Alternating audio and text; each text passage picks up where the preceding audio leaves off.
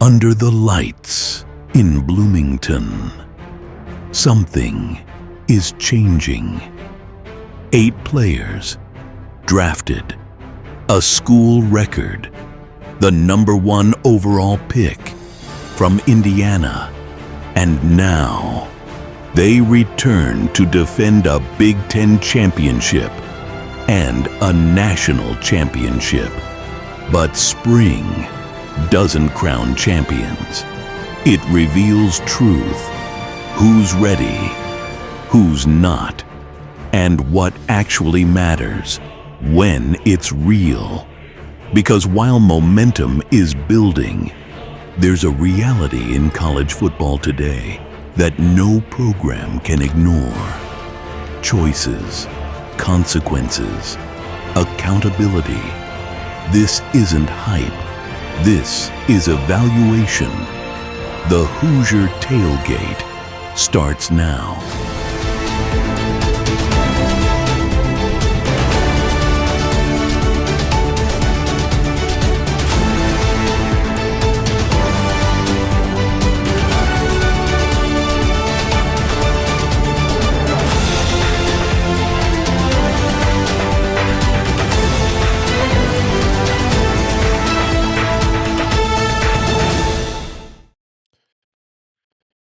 Hello again, everybody. I'm the Coach Shannon Griffith, and welcome to the Hoosier Tailgate, live tonight here on thehoosier.com. Appreciate you all joining us here this evening, and do us a big favor if you could hit the subscribe button there on YouTube, as well as hit the notification bell. You will never miss an episode of the Hoosier Tailgate. Appreciate you all doing that for us as well. And then on Spotify and Apple Podcast, by all means, do the same thing for us. It helps us with ratings and rankings and all that good stuff. But most of all, it just goes a long way in proving that the Hoosier.com is one of the best around to give you all you need on Indiana football, basketball, baseball, you name it. We got it all. All the guys over there do a great job. Tonight, we're going to wrap this thing up with the spring season, I should say. Spring game was this week ago. We did a little bit of a wrap-up show of afterwards of the spring game. Again, SIG is very guarded when it comes to actually doing a 4-carded type of game. Indiana had 17 bodies that were held out.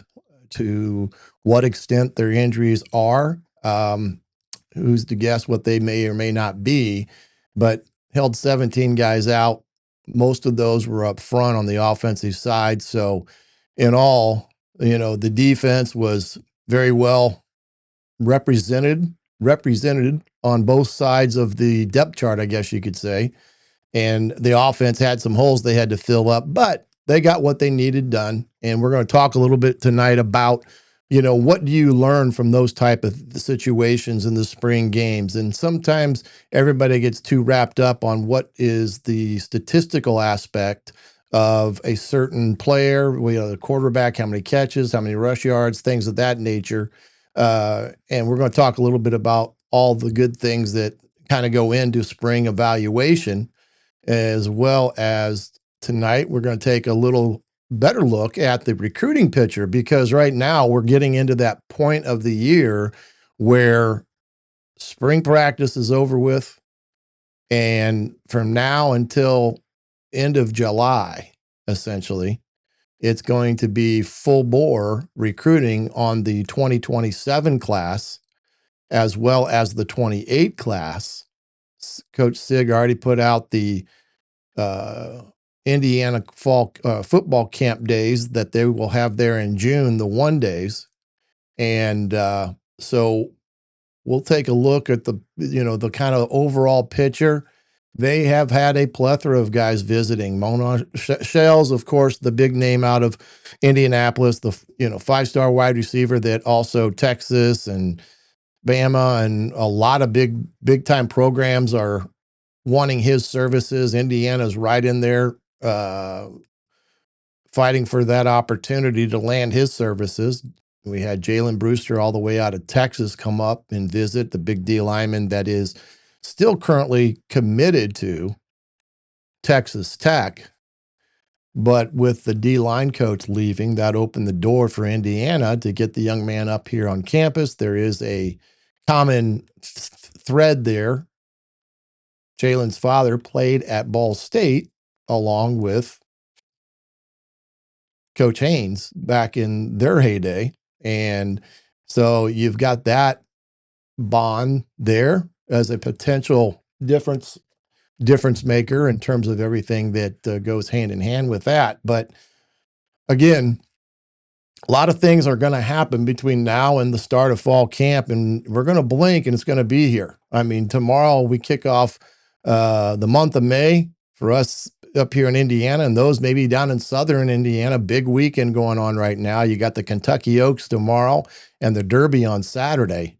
And there's a lot of festivities going on. So I'm sure our good friend Jim Coyle is headed back into that area for a little weekend festivities around the Derby.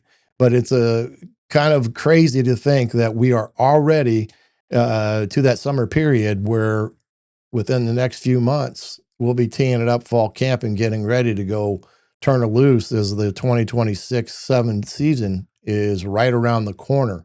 Again, tonight, appreciate you being here. If you got a question about something, by all means, we'd love to have you put your question into the comment section. We'll try to get it answered as best as we can. And already made the comment about make sure that you're following us on the Hoosier.com on YouTube, as well as Hoosier Football Tailgate, also on YouTube. Appreciate your follows there, even on those spaces so that you don't miss anything. But if you got a question about something tonight, by all means, go ahead and answer. We'll get it answered for you, I hope. But really going to try to get what kind of went on this past weekend. Again, we talked about the momentum.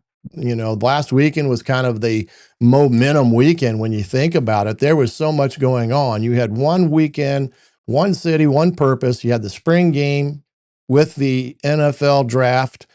You had visits from the top recruits that were going to be potentially entertaining coming to Indiana. And you had Little Five on Saturday. And there was just so much activity on campus. You couldn't pick a better time to go visit IU if you're a player than this past weekend down there in Bloomington, because it was, the campus was lively, I guess. And you want kids to have a good old time when they come on campus and everything. But everything from that perspective is what this past weekend was for Indiana. And on top of the spring game, the things that go into that as well. But, the biggest thing is when you talk about the spring game and what Cignetti likes to do with that, they play about a half of a football game where there is live tackling with the exception of the quarterbacks.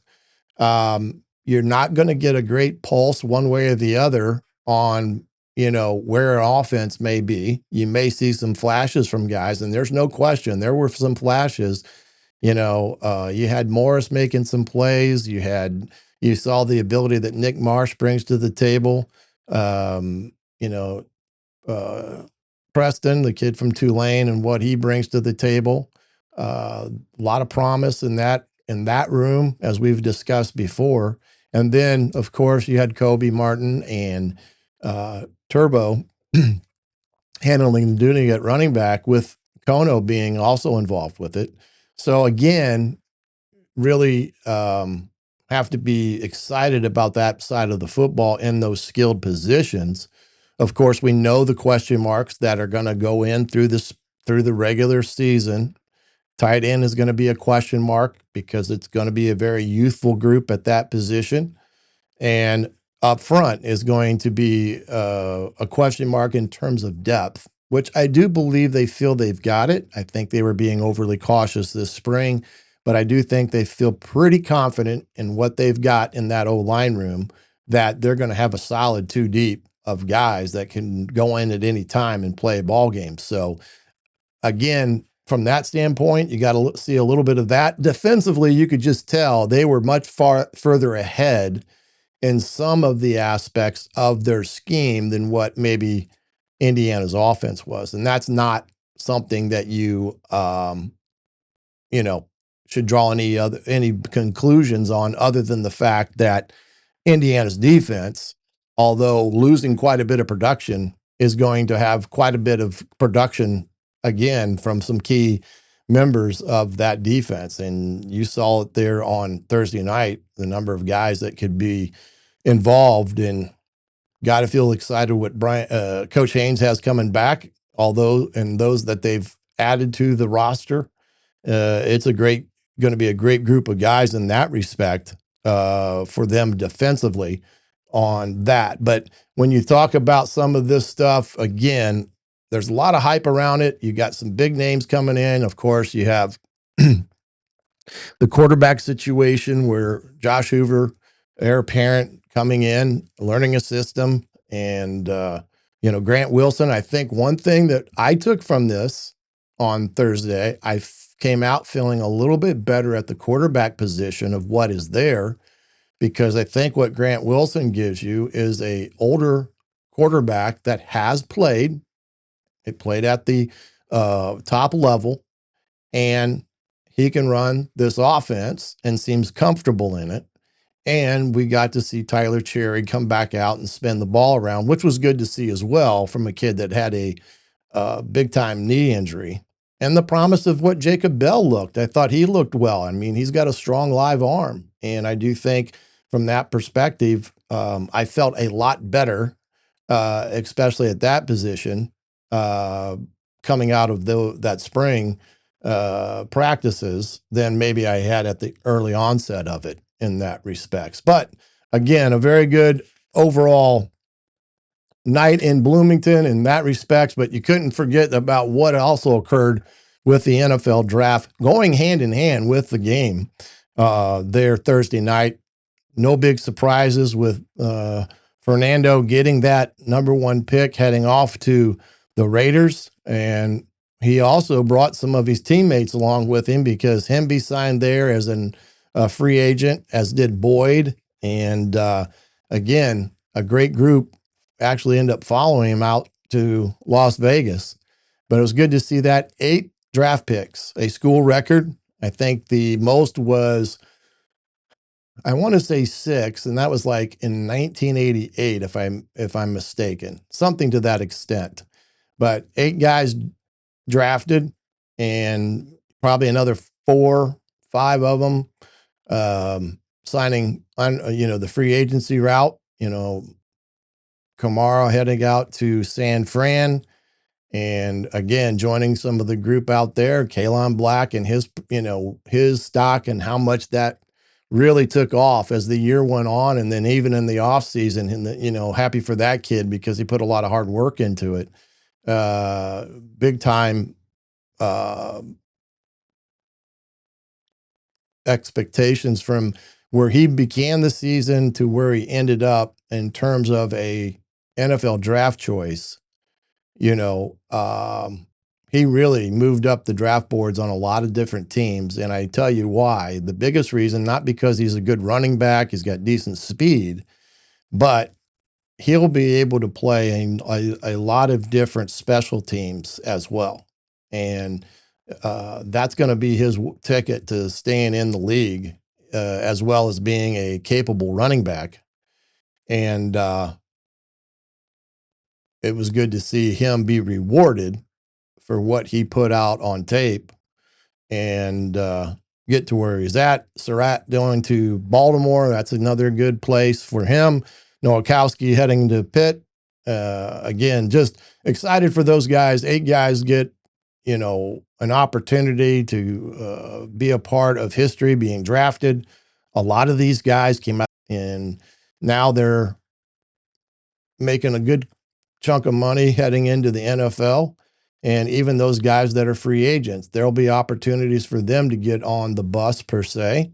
And we wish all those guys the best of luck as they head into the NFL mini camps that are going to be starting here pretty shortly. But again, a great night overall with that in that respect. And, one thing that I do think a night like that does for Indiana, especially with all the recruits that were there and coming in this weekend, it created a buzz about how many guys Indiana put in the league.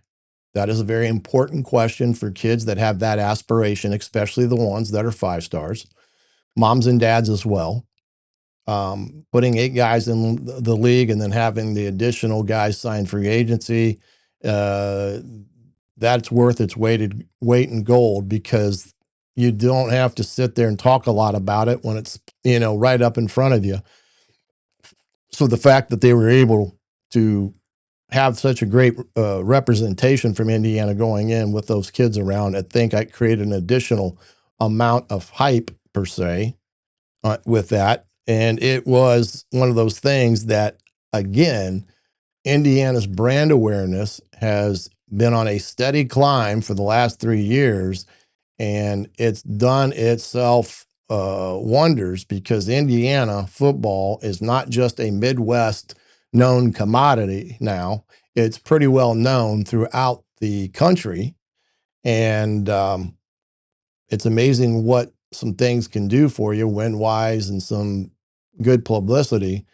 And it's a way to get yourself into the living rooms of every potential 5-star, 4-star recruit in the country to talk about your program, like they were talking about Indiana's program on the NFL Network, and then, of course, the ESPN Draft. So a great weekend and all. Top that off for that, and from that perspective.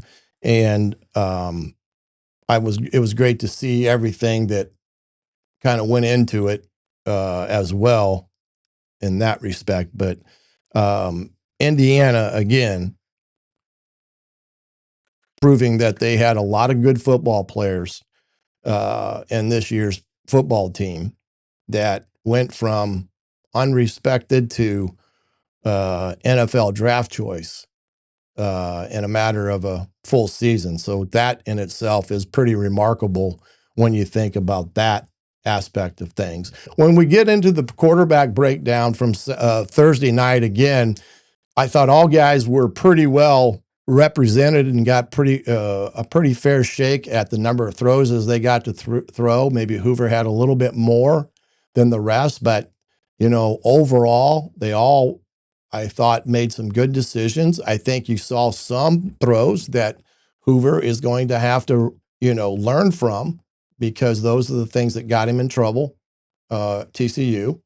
And that will be something that he will work on this summer, especially with Tino and the coaching staff, watching tape, watching, the 7-on-7 from all the spring practices and so forth.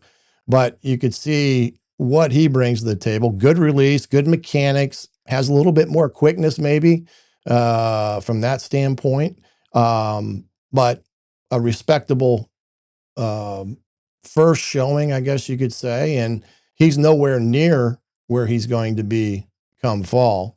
And like Sig said, this is a group that is going to be so different in 90 days than it was Thursday night there in Memorial Stadium. And a lot of that has to do with the number of guys that will be back and healthy and going. Wilson, again, I thought, did a great job. He had the big throw to Morris and recognizing, and Morris got kind of behind the defense, and Wilson did a great job of seeing it, throwing it down the field. Tyler Cherry, again, thought he did well. And then Jacob Bell, of course, you knew what he brought to the table with that aspect of things when it comes to his potential ability. And remember, Bell was the guy they took late last year. He had been initially committed to Ball State, and then Indiana flipped him later in the summer as an additional body they needed. But again, they don't take anybody that they don't think can play for them. And I think you saw some of that from Sig's point of view. Kid's got some skill, and I think he's got a good future ahead of him, if he stays the course with it all. The other guys that were a big part of this on Thursday night, of course, the skill players. Tyler Morris, 114 yards. He had the big 70-yarder. Davion Chandler, here's a guy, the name that I just think you're going to find out is going to, boom, have a breakout year. And had a good year, last year. Finished up good with a big touchdown reception and run against Purdue. Nick Marsh and what he brings, and you can just see, man, that kid is big. He can run, and if you get the ball in within his pass, radius, he's going to pull some balls in for you. And of course, Shaz Preston, same thing. Both have good speed. Both are going to be dynamic and be in a position to be the one-on-one beaters for you on the outside, as well as Tyler Morris having the opportunity inside to use his skill and speed against all the inside threats that teams want to put up there. So a good group there. Again, the running backs, again, only 9 totes for Turbo, but he had 39 yards, 5 carries for just Khobie, 25 yards. And again, unofficial stats, they don't keep actual statistics. This is really a combination of some of the sports writers that try to do their best in putting it on paper where guys are, close to being. And I think it's a pretty accurate representation. As they, like I said, they don't keep statistics. And again, you don't want to get too lost in these statistics, because in the grand scheme of things, they're not what the coaches are really focusing on in that respect. Spring practice, spring games, it's about trust in your offense and defense. It's about finding the guys that fit within the system. At quarterback, it's finding out who grasps it and who can run the show and do it at a high level and understand what is trying to get done. So those are some of the things that coaches are going to really evaluate, on top of whether or not you had 10 catches, 5 catches, or you were 15 of 20. But there's a lot of other things that go into this, and the determination of what you have as a football team coming out of spring. And like I said, there are some things that have no bearing or in the overall grand scheme of things. And there are some things that are very important that coaches look at. And a lot of it has to do, especially with the young guys, on where they particularly could fit for you when it comes to not only the position group, but special teams. And Indiana has had some really good special teams, and it's a very important facet of the program. I don't know how much they worked on it this year, other than couple field goals Thursday night, and those 2 kids both had a strong leg. The kid from, was it Stephen F. Austin, something like that, hit the 65-yarder. That would have been good, probably from 70. I thought. I mean, that kid's got a leg as well as good as Radovich's. But Indiana's special teams have been a big part of their success for the last 3 seasons, and that's where some of these young guys are going to have to find their opportunity at before they're going to get opportunities on the field in that respect. So those are all good things, I would say, with when it comes to some of that stuff on Thursday and what guys did or didn't do, as we can see there. And again, we talked about this, what doesn't matter and what does matter. The biggest thing is development and putting yourself in a position to be ready to go conquer what you need to conquer in the months of September and October. Evaluation, not validation. And, again, there was no scheming up by the defense or the offense with special calls and such as that go, but putting guys in particular situations, see how they react to it, all those type of things, I thought, again, went a long ways to having a good day ahead of them when it came time for it. Now, with the recruiting stuff, wanted to flip over to some things here from a recruiting standpoint, and some of the guys that have visited. and some of those that are in a potential situation where they are going to visit here shortly, maybe doing it already. Let's see here. There we go. And try to get this blown up as much as I can. Sometimes it works and sometimes it doesn't because it's, not a great with a lot of that. So hopefully you can see some of that on the wide aspect of this broadcast.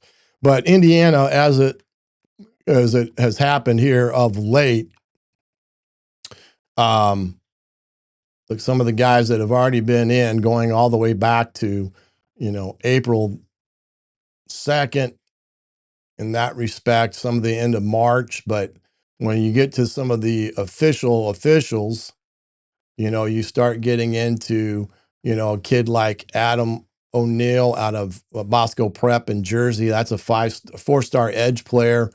Again, Notre Dame and Penn State. Caleb Johnson, the kid out of Noblesville. Here's an offensive lineman, 6'5", 270. Indiana will be battling Iowa for that young man. Indiana's sitting pretty good. And remember, again, why it's important to get those subscriptions to thehoosier.com. You get all the rival stuff on top of On3 stuff when it comes to the recruiting. And that in itself is worth its money to give you an idea when kids are visiting, who they are potentially going to make a commitment to. Steve Wiltfong, who is I guess you'd call the guru of recruiting when it comes to the national scene. He has a lot of things that are there on the rival site that talk about potential crystal balls that he sees. So don't forget to get that. But Caleb Johnson's a kid to keep an eye on. Really good player, Noblesville, and he's a 4-star rating as an offensive lineman. Be a good one to get in the truck, so to speak. Wide receiver wise, Odor, kid out of Murfreesboro, Tennessee. Again, Ole Miss and Indiana right there. Gary Walker, kid out of Georgia, running back. This kid's a good looking kid on the hoof, 5'11", 205. He's also a 4-star. Again, Florida State, Clemson are in the mix with that. You keep going up here. Friday the 13th or the 17th, couple guys in for that one. Let's see, the 18th. I'm trying to get this well, they don't have that one, but as we get to what we did last week, you remember we had Sells in the house, Floyd Higgins Jr. out of Anderson in Cincinnati. Now, he's already a commit to Kentucky, but as you know, it's not out of the realm of possibility that he could ultimately flip with that. Brady Scott, kid out of Massachusetts, nice looking safety kid. Indiana has a high interest in this kid. 6 foot, 195 pounds. Indiana really right now in the driver's seat with Iowa as well. The Floyd kid is from East St. Louis. DB kid, like this kid on film on the hoof. Indiana, again, right now, the Indiana's battling Wisconsin for his services, but again, a 4-star. So we're seeing some repetitiveness here, where in the past we've seen more 3-stars at this point in time. We're starting to see the 4-stars and the 5-stars take a earlier look at Indiana and having an interest to visit Indiana because of what they've done on multiple facets. Then Monshawn Sales, the young man that's right up there in Lawrence North. Again, Alabama, Ohio State are pretty the two big ones that are in with Indiana in this situation. Every indication that I've gotten, not just from collegiate guys, but also some high school guys, Indiana's sitting pretty good. It's not going to be a walk in the park, but they're sitting pretty good with them, mainly from the standpoint of the number of guys that Indiana will lose at wide receiver after this season, which opens the door of possibility for him to come right in and be a factor. And that in itself is going to be a big part of Indiana's recruitment of him.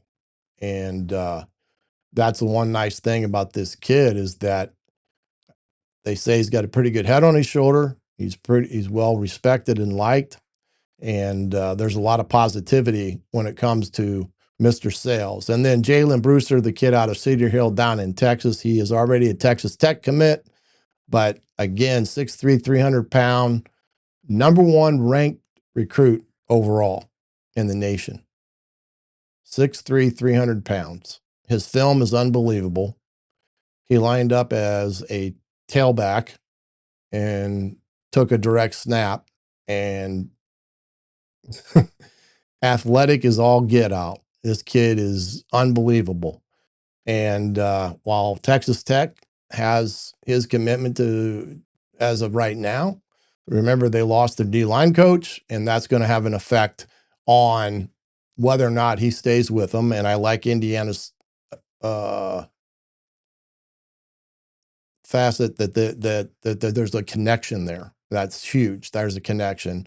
And that was, again, him having a great time this past weekend up on campus. Really enjoyed himself from what I understand, and really met some of the guys and, fit right in that respect. So again, with what they've already had in out of this class, you can see a lot of good looking kids, a lot of highly rated kids, and you're going to have to feel that Indiana is going to get their fair share of some of these kids to come and be a part of Indiana. And again, we'll know more when we get there, but we'll find more out this summer with everything. And then coming up right now in the month of May, you got some more guys that are on the hopper to come in. Another big weekend there on the 15th. 5 kids coming in there, and then a couple more through the months of May and June. And remember, June is the month that you get the one-a-day camps that are going to take place. And those will be big camps for kids that are still in the 27 class, as well as those in the 28 class. I do believe right now Indiana has about 4 kids committed. I think they're ranked 33rd in the country with where they're at presently. Again, that's been something that we haven't seen in the past either this early. So again, you got to like where SIG and the boys are at in terms of having a long season last year with the national championship, and then being able to put a class together and transfers, and then at the same time be able to work ahead on the 27 and 28 class. And you can see where those are paying dividends right now with some of the guys that they're going to get in to visit. And a couple guys that were just there this past week unofficially are going to be back there in the month of May for their official visit. And that's going to be a huge deal with some of those guys that hopefully Indiana can lock down with that. But hey, we're going to take a quick break. Here's from the Hoosier and the Fanatics store. We come back, we're going to talk about Brendan Sorsby and the situation that has evolved there down at Texas Tech. Sad situation, but we'll talk more about that right here on the Hoosier Tailgate Live, all on thehoosier.com. Hoosier fans, listen up. If you're serious about the Hoosiers, thehoosier.com is where you need to be. We're talking insider reporting, film breakdowns, recruiting, and transfer portal coverage you won't get anywhere else. And when you subscribe, it's more than just one site. You also get full access to Rivals, On3, and The Athletic at no extra cost. Right now, you can jump in for just $1. Then it renews annually at the regular rate. $1. Total access. No brainer. Head to thehoosier.com and join today. Hoosier fans, take a moment and soak this in. Indiana is national champions, history made, banners raised, a season we'll talk about forever. And now it's time to wear the moment. Head to My Fanatics store and grab the official Indiana Hoosiers national championship gear. T-shirts, hoodies, hats, and championship designs built for fans who lived every snap, every fourth down, every win. This is authentic Fanatics gear, not knockoffs. Designed to last, comfortable, and ready to rep anywhere you go. Whether you're at the game, around town, or watching next season, knowing who sits on top, this is how you show it. Supplies won't last forever, and once it's gone, it's gone. So don't wait. Hit the Hoosier Tailgate Fanatics store, lock in your Indiana National Champions gear, and wear it with pride, because this championship is forever.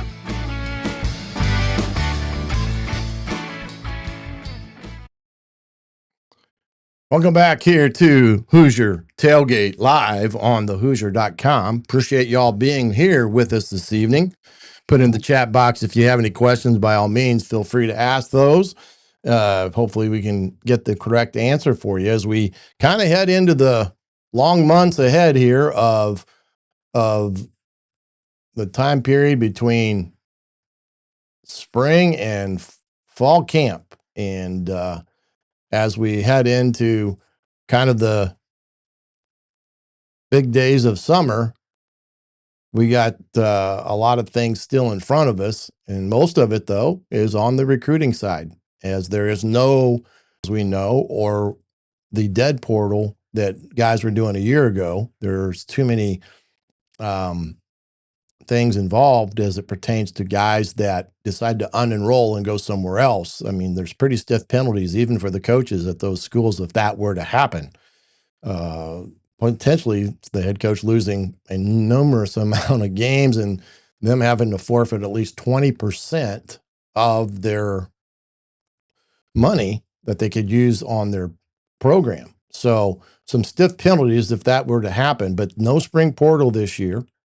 And so the guys that are with you and in your program right now, it's you can expect to see them back in the fall and ready to go, as opposed to, last couple of years, you didn't know. You're kind of holding your breath on who could you get and who was in the portal worth getting at the same time, not losing anybody, as Indiana has been pretty good at not losing many in the portal. One guy to mention, Alberto Mendoza down at Georgia Tech, had a really good spring, and it looks as if, as of right now, he will be QB1 for Georgia Tech. They have a young kid that's a redshirt freshman that's going to be pretty darn good that's behind him. But from everything that I could tell, listening to some of the conversations as well as some interviews that were on their site, he has pretty much wrapped up being QB1 for Georgia Tech and Coach Keys. So good for him. And as we know, hard worker, great family, and best of luck to him as he, chases his dreams as well. And it's not easy being, Fernando's little brother, because he's had to deal with it for a long time. And now he's going to be Fernando's still a little brother, but Fernando's now in the league. And so it's good to see Fernando getting the opportunity. Wish it had been here, but hey, can't fault a kid for trying to find a place where he could fit and go play right now. And that was the way it was. I don't know if you guys heard about, the Sorsby situation that has evolved over the last week there at Texas Tech, essentially taking a leave of absence, if you want. He has gone to enter into a treatment facility for gambling addiction, something that has been going on, I guess, for quite some time, and probably got worse as the dollars and cents that he was making made it a little bit more easy for him to make these type of bets. But as anyone knows, if you are a college football player or even a college football coach, you are prohibited from betting on the NFL or the college game. It did say that Sorsby did bet on Indiana to win I think it was one game his freshman season. But as of right now, it does seem that Texas Tech is allowing him to take care of what needs to be taken care of. They're viewing it as a mental health issue, which I would not disagree with that assessment.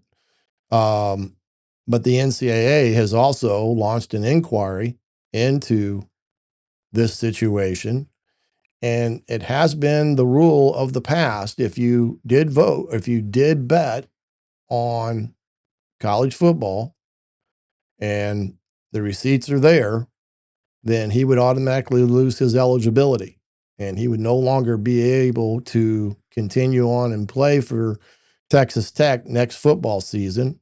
And so from that standpoint, kind of puts them behind the 8 ball a little bit. Their backup quarterback, he got a knee injury and he may not be ready till the 3rd week of the season. So a little bit of craziness there in Lubbock, but I hate to see that for the kid. He's had some success. He was one of those guys you kind of wish would have stuck it out when Sig came in, but he took the opportunity, went to Cincy, did well there, capitalized on that, was going to make big bucks down at Texas Tech, and unfortunately, he is not going to get that opportunity now, it would seem. It's more important for him to deal with this issue of gambling, and I guess it's a pretty bad issue with the amount of money he's burned through. So I wish him the best. I hope things are, for the family and the kid itself, they'll be able to get the help that he needs, that he can move on from this and put himself in a better position in the future by recognizing the problem that he had right now and being in a position to reach out and find the help he needs. So all the best to him and his family. And it's just a sad situation. With that being said, you hate to see it for any kid, but a kid that you're pretty much aware of and what he can do athletically speaking. And it's a big blow for Texas Tech because they put a lot of energy in recruiting him. But bad thing for there, but a good thing for Alberto and what he was able to earn there at Georgia Tech. And so that's going to mean some great things for them this year as they put a completely different offense in at Georgia Tech, more of a pro style offense that will actually be more under center. So there's some things that are a little different for him heading into this season with Georgia Tech along the way. Looking at it from this perspective, as it takes the final takeaways tonight and kind of some of the things that kind of outlined a little bit, the final takeaways in this situation. Development over stats. We talked about that. Quarterback competition. I still think you got to have it. It's only going a way to make a Josh Hoover better. And if Grant Wilson and Tyler Cherry can continue to get better, it's only going to make the group better. But it's pretty safe to say that Hoover is QB1 until otherwise proven he is not. Identifying the explosive playmakers on offense, I think that in itself is going to take care of itself, but you got to feel pretty good with the 2 running backs, Turbo and Khobie. And then on the outside with Nick Marsh, Shaz Preston, and Charlie Becker, who was not able to go the latter part of spring. But Indiana, skill position-wise, will be able to take advantage of the ball down the field in that respects. Let's see what we got here. Brad has a feeling that Alberto will be Indiana's starting quarterback next season, and meaning 2027. And he says, I know, am I crazy? Well, I don't think you can actually put it on paper that may not happen because you never know.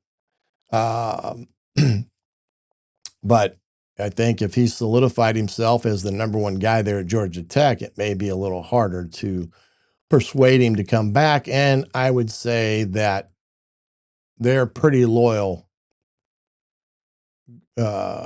kids in that respect. And he would have not looked elsewhere.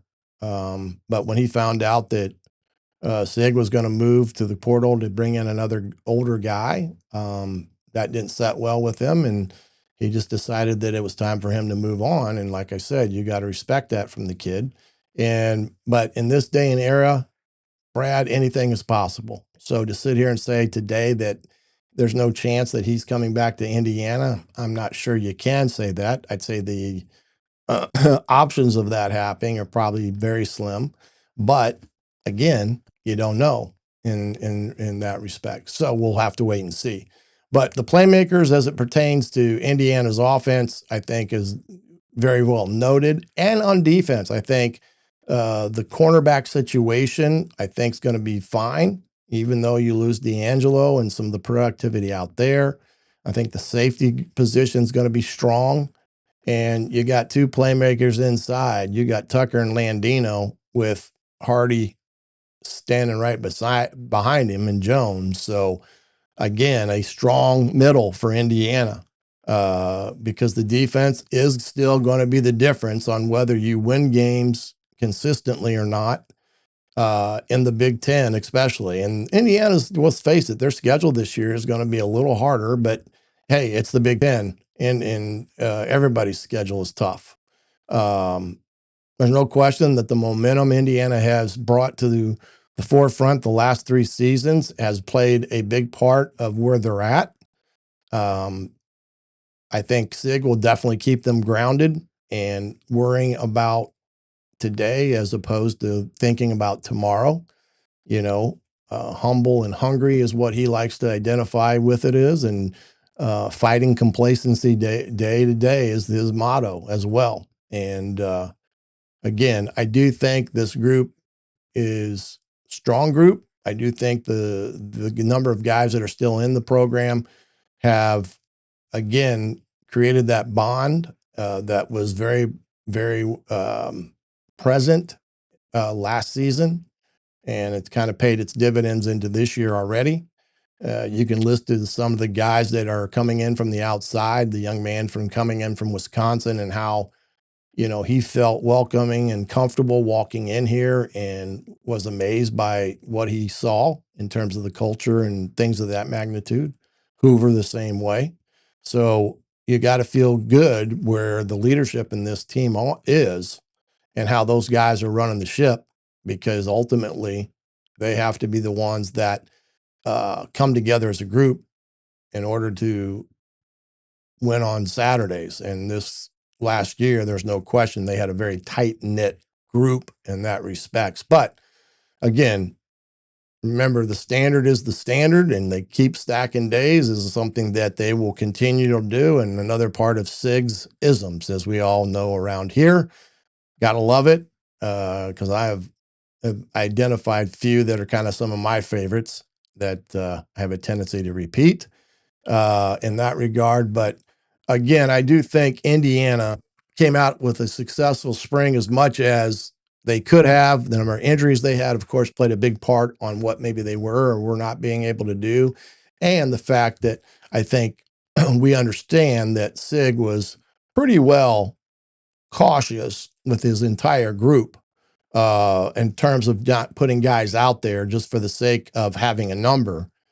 And the number of guys that had off-season surgery, as well as guys, especially up front, that banged for 16 straight weeks. He wants them fresh heading into the summer where they can get some great growth and be ready for fall camp. And again, I think there's no question that will continue to happen. Stay tuned to the Hoosier Tailgate. As always, we'll keep you up to date on anything that's going on, as well as thehoosier.com. Get over there and pick up a subscription. We'll see you next week at 7:30 Thursday night. For now, I'm the coach, Shannon Griffith. This has been the Hoosier Tailgate live on thehoosier.com.